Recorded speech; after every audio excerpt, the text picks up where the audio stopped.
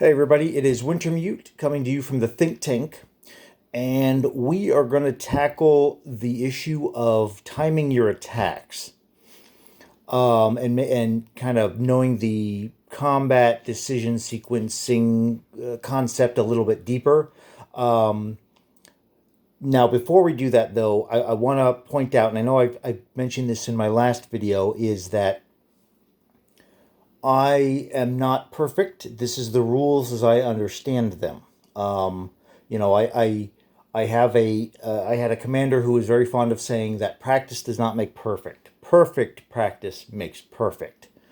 And so that's what I strive for when I'm learning rules or even learning a new skill. However, that's not always achievable. So if a mistake is made on my part in my understanding of these rules, please bring it up, point it out, discuss it, and if we need to, we'll get a clarification. But we'll kind of hammer it all out together so that I become a better player. Anybody watching this video can become a better player by understanding the rules better.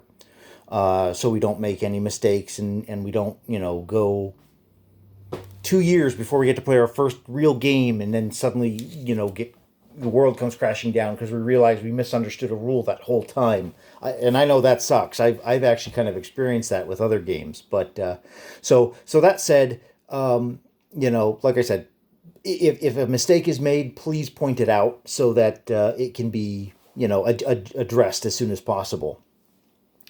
The other thing I want to say before I get started is this is not a realistic scenario. I did not think about how the units might end up in this position. I just simply decided that this would be a good setup to kind of illustrate a kind of walkthrough of timing your combats and some of the combat sequence events. So, if you're sitting there going, well, how did the Japanese get to that point? And why are there so many Chinese units there? You don't overthink it. So, don't post any comments about, how it ended up, how this situation ended up like it is. And you know who you are, John. Just let it go. Okay, let it go. So, okay, moving forward. In this case, the Japanese player, it's their combat moves, and we are that player has decided that they want Shentung and they want to be able to take Hopai. And I am sorry if I am butchering the pronunciations here. If it's that bad, then please let me know how to pronounce it properly if you know. Otherwise, I'll do my best. So they want to take these two territories. They also want to be able to surround Nanking so that it can hopefully not be reinforced externally, and it'll be easier taking that city next turn is what the player is hoping for. So with that in mind, to surround the city, they're going to need this territory. They're going to need this territory. They're going to need to blockade the major port that's there, and they need to render that airfield inoperational, excuse me. So the first thing they're going to do while they're doing their combat moves is they have 3 surface ships here. So they're going to declare that those 3 surface ships are blockading the ports within that sea zone. Now, one thing that in researching this, I realized was it only takes 3 surface ships to be able to blockade all opponent ports or facilities within the same zone. So those 3 ships can block here, here, and here. You don't need 9 ships to do it. They cover the whole. Those 3 cover the whole zone. So all 3 of those ports are now officially blockaded. Now, the city itself is not surrounded because Shentung is still in KMT control, and the airfield is still operational. So even if we took Shentung and this airfield stayed operational, that city would still not be counted as surrounded because they could still fly in supplies. So we need to damage that airfield. So to that end, the Japanese player decides we're going to do a strategic bombing run with the medium bomber there. and go after that airfield. So that is the first place that they are targeting with an attack. Excuse me. The next thing they want to do is they want to move these two Marines here along with this artillery and this medium tank to go in on an amphibious assault into Shantung. And then from Hunan, they're going to move up this medium armor and they're going to move up this self-propelled artillery with it to help support that attack. That's all they're going to put into that attack right now. And then for Hopei here, you have these two strategic bombers over here who are going to go ahead and drop these airborne over here. I'm not going to count it out. I already did. Everything should be kosher as far as that goes. So that is you have the attack here and then the attack here. Now, we're going to say that's it for all of the combat moves at this point for Japan. So that's the end of my combat movement phase. So now is when the KMT player decides whether or not they're going to scramble. Now that airbase is still operational, so he can scramble. Now that player needs to make a hard decision here. Does he want to stay here and maybe shoot down a fighter? Or does he think that it's better to scramble into this zone and help defend from that attack? And that's completely up to the players. And again, I'm not saying this is the decisions that I'm making here you may look at this and go, well, that was a dumb decision to do on the Japanese player's part. Yeah, probably. That's not the point. The point is to illustrate some of the rules. So, you would look at this as the player and make your decision, but it has to be made now. You can't wait to see the results of how one of the combats is going to go, because as soon as the attacker, the Japanese player, starts rolling dice, that's it. You can't scramble anymore. So in this instance, we'll go ahead and say that he wants to shoot down a fighter. Again, I'm not saying that's the right choice. It just is the choice we're going to go with. So in terms of deciding which combats you're going to do, in this instance, it really isn't going to make a difference. Now, if I was going to take these units and attack this city directly, I would want to do that bombing first, because as soon as I damage the airfield, that city, I would want to do the bombing before I would do the assault. I would also want to take this territory before that as well, because then the city will be surrounded. So in that instance, if I was going to go here, let's say miraculously this battle was won, and that became Japanese, and then these guys came in here, or were going to come in here. Now the only thing keeping this city open is that airfield. So next I would do the bombing on the airfield, damage it, put it out of commission. Now the city is surrounded because the port is blockaded and the airfield is damaged. So all the defending units, and let me point this out as well. When defending a city, all infantry class units gain +1 to their defense, and they get target selection vehicle class units at 1. However, no other units other than infantry class units get the defense bonus. However, the penalty when the city is surrounded affects all units within the city. So that fighter would suffer the -1, as well as the infantry would suffer the -1. So that was a kind of real, the wording there. I'm sure a lot of people, that was one that I thought I understood until I really reread it and goes, oh no, okay, every unit is affected by the penalty, but only infantry get the bonus. Okay, all right. So that was one of those things I wanted to kind of clarify. So anyway, assuming that field gets damaged, the city is now suffers that penalty. Now is when you would roll these Marines, and then on the second round, this artillery and this tank coming in to help. But we're not going to do that this time around. We're going to say that they're going to stick with their original plan of coming here into Shantung. So let's say that fighter decides to stay there, and he will scramble to help defend against this. Now, because he thinks in the long term it'd be better to take out a fighter if he can get a good lucky shot. So let's say everybody misses with the interception. Then we would roll damage with the bomber. Then we would roll flak, and then we would apply the effects of the flak. Then we would apply the damage to the airfield that was rolled earlier. And that's another kind of tricky thing when it comes to strategic bombing. If a bomber that is doing a strategic bombing run is shot down in the interception phase, it does not deal its damage to the facility it is targeting.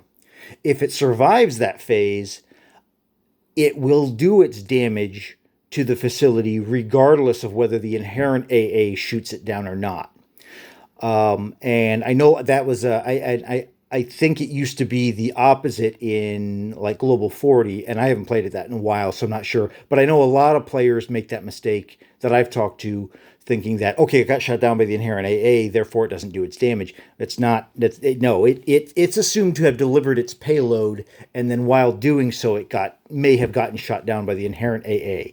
So there's a fiddly little rules there that I wanted to kind of point out just from running into it through experience.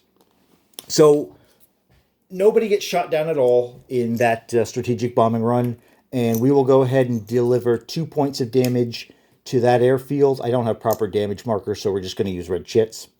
And that combat is done. Now these guys don't actually land until the non-combat phase. Just to clarify. So now that city is still not surrounded because you have everything but this territory taken. So these guys will land during non-com, and everybody else is still sitting there in the city.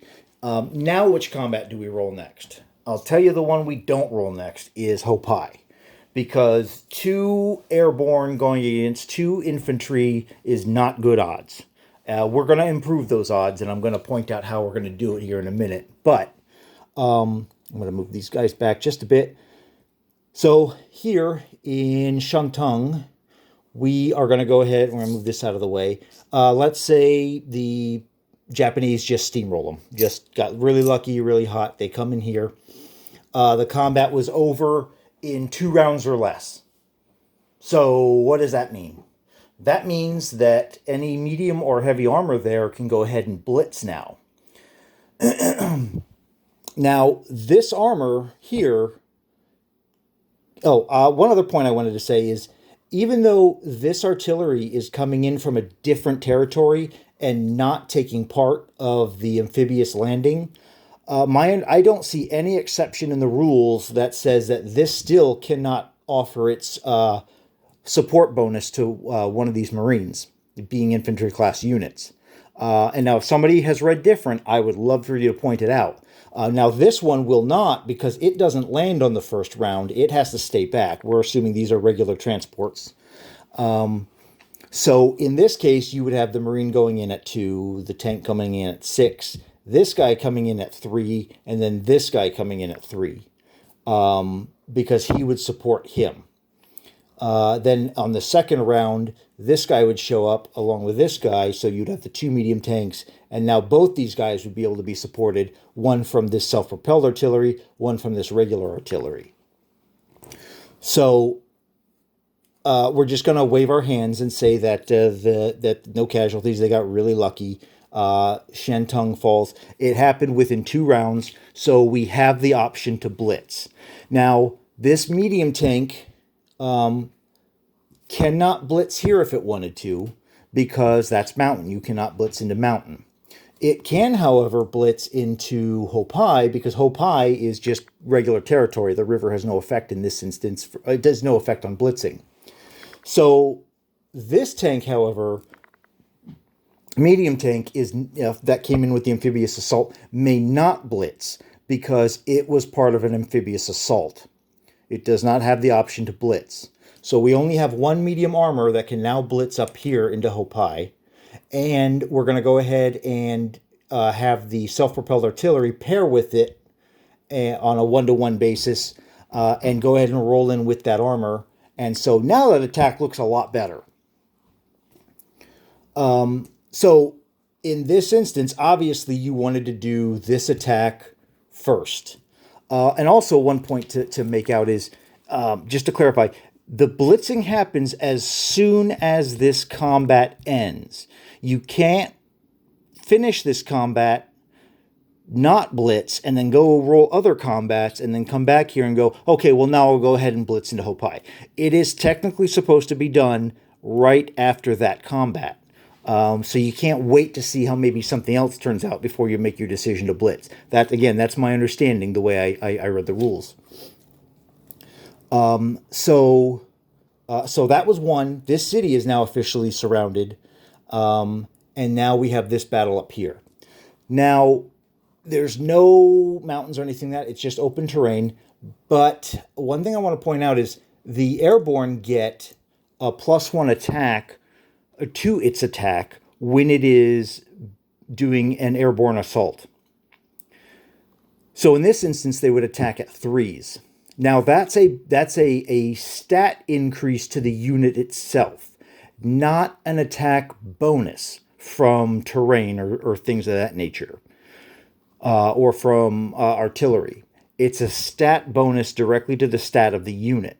Therefore, one of these airborne can actually go ahead and pair with that self-propelled artillery to now attack at a 4.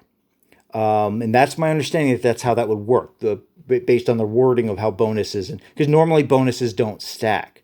However, it does say that increase to the statistics of the unit itself are not part of the limitation for stacking. So he becomes a 3-2, and then he gives a +1 to one of those 2 units. And again, if somebody else has interpreted it differently or has reason to think that would work differently, please let me know. But that's my understanding of how that works. So now in this combat, we are going to have, he would be a 5 because of the river.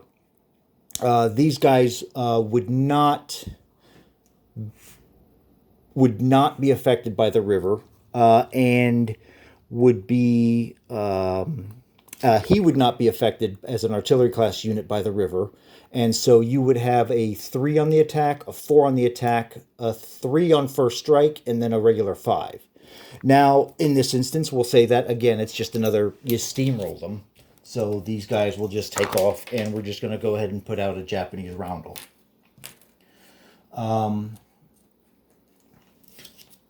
So, and then for non-com, we're going to go ahead and just say that these guys land. Oh, we're going to actually, I wanted to transfer this to No, actually, I'm sorry.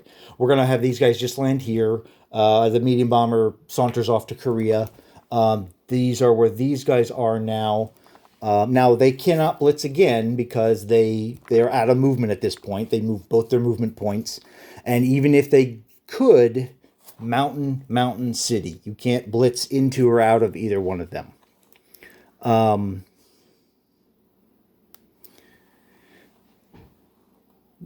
No, I'm sorry. You can blitz into a city. You cannot blitz out of a city. Okay, I knew that didn't sound right. Yeah, but the mountains you cannot blitz into. So this is how this combat, the several rounds of combat, this combat round or turn has gone for the Japanese. They took those 2 territories. They surrounded that city, and hopefully next turn they're hoping to go ahead and bring in some more guys to try and take that out. And so that's where we're going to kind of leave off right now. But it's important to think about how your timing goes, particularly with those airborne, and how you're going to blitz and how you're going to drop off guys, and sometimes even hitting facilities within a turn, and how you're going to time out your attacks. If there was any confusion about how I kind of explained that, or something didn't make sense, then go ahead and start commenting and letting me know, and so we can get a discussion going. So hopefully we can both get to the core of whatever it is we need to know, and we'll go from there. Now, the next video I'm going to do is about turn timing and how the order of the different nations work can be very important to some of the decisions you make. And we are going to cover a little bit of naval combat as well, just to say we did. Oh, I also wanted to say, just for the sake of argument, we have an airfield. The Japanese built an airfield right there. Other than that, I think we're going to leave everything as it is, and we are going to pick up right here with this exact same scenario and setup in the next video, and then go into the turn order timing and how some of that can interact on an interesting and sometimes a little confusing kind of way, and hopefully kind of walk through a scenario much like this one that hopefully kind of helps explain some of that timing. So again, if anybody has anything to add, any comments, you think I got something wrong, please, please, please leave a comment or email me directly so we can get it hashed out. I'll put a correction up, and we'll all become hopefully better players that understand the rules all that much stronger. So this is Wintermute signing off. I'll see you in a bit.